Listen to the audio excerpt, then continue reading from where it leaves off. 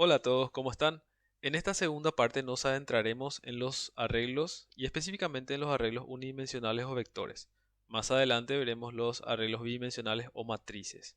Ok, entonces podemos pensar en los arreglos como un conjunto de datos, donde la primera característica es que todos esos datos son del mismo tipo. La segunda característica es que esos datos están dispuestos en memoria de una manera secuencial, es decir, están en forma contigua o uno al lado del otro. Pero de todas formas, si yo quiero acceder a un elemento en particular de ese arreglo, no hace falta que recorra todos los elementos anteriores, sino que directamente puedo acceder a esa posición mediante el uso de índices. Entonces vamos a ver con un ejemplo.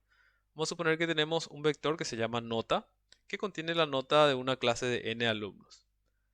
Entonces, en lugar de tener n variables simples, por ejemplo, una variable a, b, c y así sucesivamente para almacenar cada nota, lo que hago es definir un vector de notas que va a tener n elementos y una característica es que el primer elemento está en la posición 0 o tiene el índice 0 y el último elemento está en la posición n-1 o tiene el índice n-1. En otros lenguajes de programación, el primer elemento tiene la posición 1 y el último la posición n, pero en C++ el primer elemento tiene la posición 0 y el último la posición n-1. Es importante recordar eso. Entonces, si quiero acceder a un elemento en particular de ese vector de notas, lo que hago es colocar el nombre de ese vector y en corchetes pongo su posición. Entonces, al escribir de esta manera es como operar con una variable simple, que es la variable simple que está en esa posición en particular.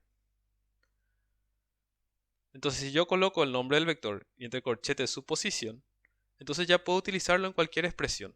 O sea, en este caso, en esta expresión en particular, lo que se hace es asignar el valor de 80 en la posición 2 del vector nota. Entonces ahora vamos a ver cómo declaramos un vector. La declaración es bastante similar a lo que hacíamos para variables simples. Primero ponemos el tipo de datos que va a almacenar el vector. Acuérdense que el vector almacena todos datos del mismo tipo. Lo segundo es colocar el nombre del vector, así como poníamos el identificador de una variable.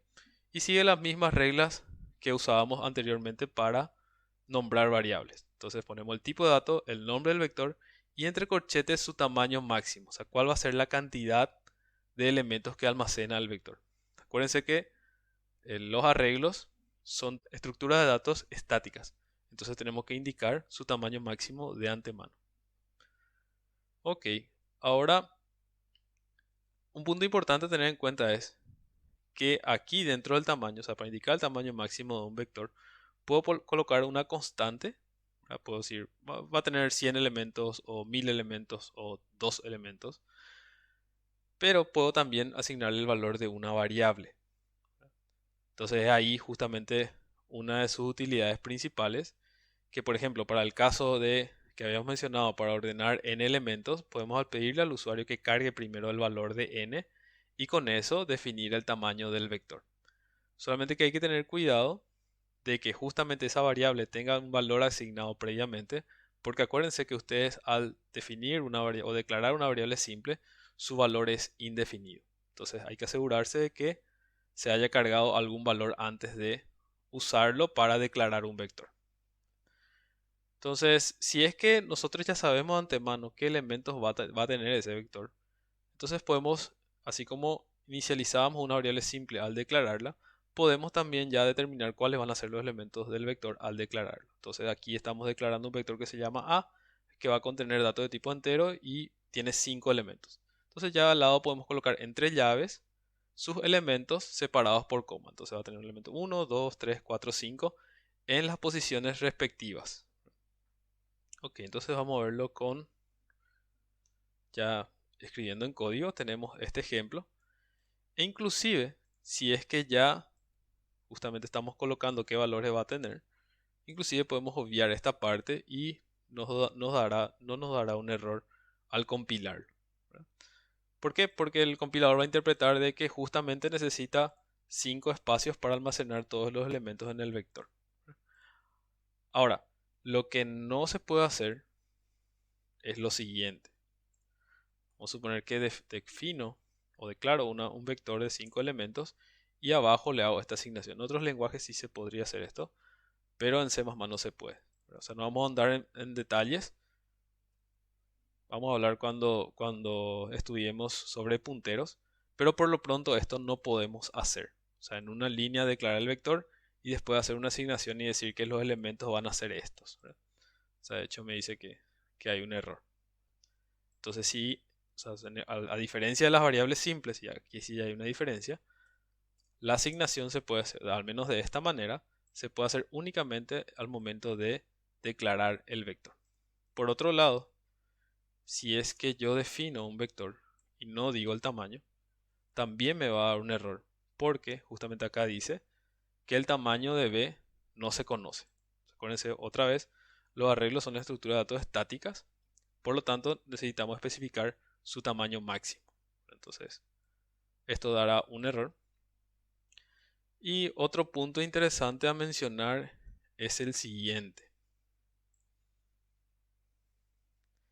Si es que yo, en este caso, defino un vector que se llama A y tiene 10 elementos, todos de tipo entero, lo que hace el compilador es reservar, o sea, colocar las instrucciones para reservar un espacio en memoria que pueda albergar 10 números enteros.